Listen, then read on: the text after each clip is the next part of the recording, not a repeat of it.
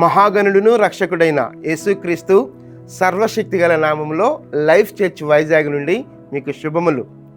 అనుదినము ఈ ధ్యానాలను మీరు అనుసరిస్తూ ఆధ్యాత్మికంగా అభివృద్ధి పొందుతున్నారని నమ్మి దేవాది దేవుని ఎంతగానో స్తుతిస్తున్నాను. ఒక సంకటమైన పరిస్థితుల్లో లేకపోతే ఏదైనా సమస్యల నడుమ మనం ఉన్నప్పుడు దేవుని చేత బోధింపబడితే అది ఎంతైనా ఆశీర్వాదం.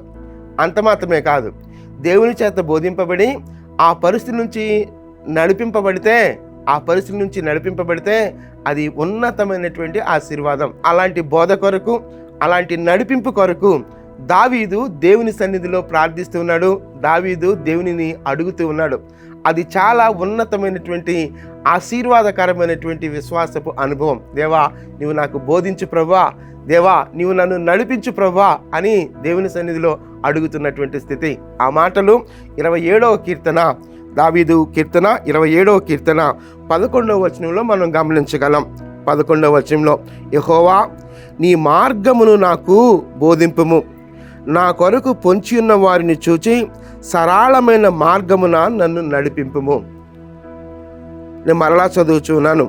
యెహోవా నీ మార్గమును నాకు బోధింపుము, నా కొరకు పొంచి ఉన్న వారిని చూచి సరళమైన మార్గమున నన్ను నడిపింపుము.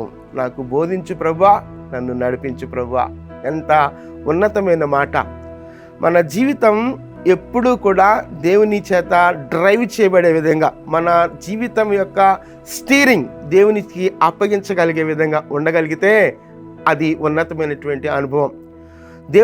దేవునికి అప్పగించే క్రమం గురించి ఆలోచించేటప్పుడు మన జీవితం దేవుని నడిపింపు, మన జీవితంలో దేవుని నడిపింపు ఎలా ఉండాలంటే అది స్టెఫ్నీ టైర్లా కాదట, స్టీరింగ్ లాగా ఉండాలంటారు. అంటే అవసరానికి తీసుకొని వచ్చి, సమస్య ఉన్నప్పుడు తీసుకొని వచ్చి పెట్టేది స్టెఫ్నీ టైర్. అలా కాకుండా ప్రతినిత్యము దేవుని చేత నడిపింపబడితే మన స్టీరింగే దేవునికి అప్పగించినట్లు. కాబట్టి మన స్టీరింగ్ లేదా దేవుని చేత నడిపింపబడగలిగే విధంగా మన జీవితాన్ని అప్పగించుకుంటే అది ఉన్నతమైనటువంటి అనుభవం. స్టెఫ్నీ టైర్లా కాదు. అంటే ఒక సమస్య వచ్చినప్పుడు ఆ సమస్యను రీప్లేస్ చేసుకోవడం కోసం ఇంకోటి దాన్ని తీసుకొచ్చి అక్కడ పెట్టడం కాదు, కానీ మన జీవితమే దేవుని చేత నడిపింపబడితే అది ఎంత ఉన్నతమైన అనుభవం. ఇదిగో దావీదు అంటున్నాడు, దేవా నా జీవితాన్ని నీకు అప్పగిస్తున్నాను, నీవే నన్ను డ్రైవ్ చేయ ప్రభా, నీవే నా స్టీరింగ్, నా జీవితం యొక్క స్టీరింగ్ నీ చేతికి అప్పగిస్తున్నాను, నీవే నన్ను నడిపించు ప్రభువా అని దేవుని సన్నిధిలో అడుగుతున్నాడు. ఆ వచనాన్ని మరొకసారి చదువుతున్నాను. యెహోవా నీ మార్గము నాకు బోధింపుము, నా కొరకు పొంచి ఉన్న వారిని చూచి సరళమైన మార్గమున నన్ను నడిపింపుము. బోధింపుము, నడిపింపుము. నీ మార్గం నాకు బోధించు ప్రభువా. నా కొరకు పొంచి ఉన్నవారు చాలామంది ఉన్నారు ప్రభువా.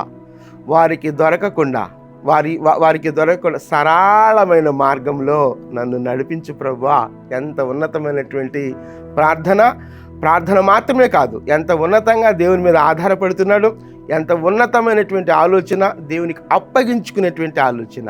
అది మన జీవితాల్లో ఉంటే అది చాలా ధన్యకరమైనటువంటి జీవితం. ప్రార్థన చేద్దాం. ఈ సమయంలో ఏ నడిపింపు కొరకు నీవు దేవుని సన్నిధిలో ఎదురు చూస్తున్నావో, ఏ ఆలోచన కొరకు దేవుని సన్నిధిలో నువ్వు ఎదురు చూస్తున్నావో, దేవా నాకు ఆలోచన దయచే ప్రభువా, నాకు బోధించు ప్రభువా. దేవా ఇదిగో ఈ సమస్యల నడుమ నేనున్నాను ప్రభువా, నన్ను నడిపించు ప్రభువా. ఇదిగో దావీదు వలె మనము ప్రార్థన చేయగలిగితే దేవుడు ఏ సమస్యలో నీవున్నా దేవుడు నిన్ను నడిపించే దేవుడు ఉన్నాడు. నాకు బోధించు ప్రభువా, నన్ను నడిపించు ప్రభువా. నాకు బోధించు ప్రభువా, నన్ను నడిపించు ప్రభువా. నీ మార్గంలో నన్ను నడిపించు ప్రభువా. ప్రార్థన చేద్దామా? నీకు అభ్యంతరం లేకపోతే మీరు ఎక్కడున్నప్పటికీ నాతో కలిసి ప్రార్థనలో ఏకీభవించాలని అభ్యర్థిస్తున్నాను. ప్రార్థన. మహోన్నతుడా, జీవము కలిగిన దేవా, మీ గొప్ప నామానికి వందనాలు చెల్లిస్తున్నాం. నిజమే ప్రభువా, మీ చేత నడిపింపబడగలిగే జీవితాలు మా జీవితాలు ధన్యకరమైనవి ప్రభువా. నా దేవా మాకు బోధించు ప్రభువా, మమ్మల్ని నడిపించు ప్రభువా. మా జీవితంలో మా స్టీరింగ్, మా జీవన నావ యొక్క స్టీరింగ్ మీ చేతికి అప్పగించగలిగినట్లుగా కృప చూపించమని వేడుకుంటున్నాం. ఇదిగో దావీదు నీ సన్నిధిలో అడిగినట్లుగా దేవా మాకు బోధించు ప్రభువా, మమ్మల్ని నడిపించు ప్రభువా.